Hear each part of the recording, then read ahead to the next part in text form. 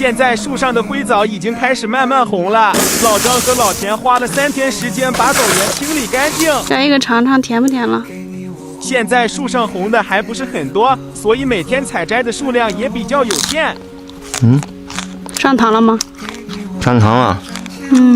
你要把这些枣都拉出去吗？拉出去干啥？老张说，最近下雨多，落在地上的枣子如果不收掉，在枣园里很容易滋生细菌。再加上以后还要收干枣，现在如果不收出来的话，后面就会和干枣混到一起，到时候挑枣子会很麻烦。老张像这样一点点将地上的枣子收到一块，好装起来往枣园外面拉。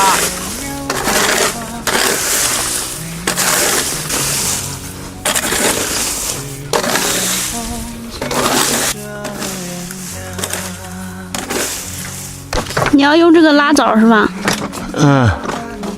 去年拍视频的时候，好多人建议买一个小推车，今年就安排上了，还真的挺方便，省了不少力气。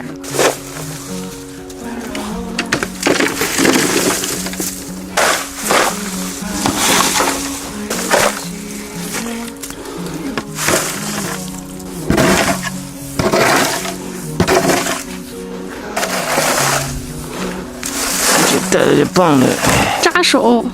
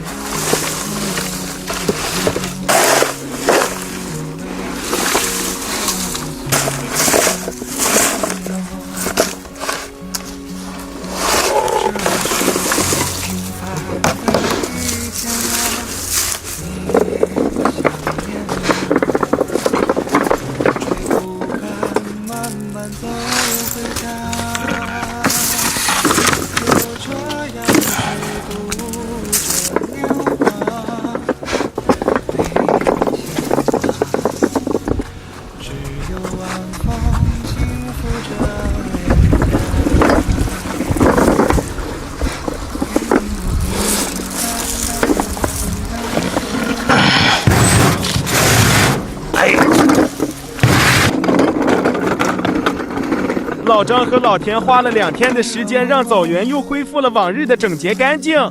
老张说，去年被吹掉的枣子有人收吃做饲料，不知道今年还会不会有人来收这种枣子，先铺在这里晒干。今年被吹掉的灰枣都在这里了，真的被吹掉了好多好多，看着真可惜。这是最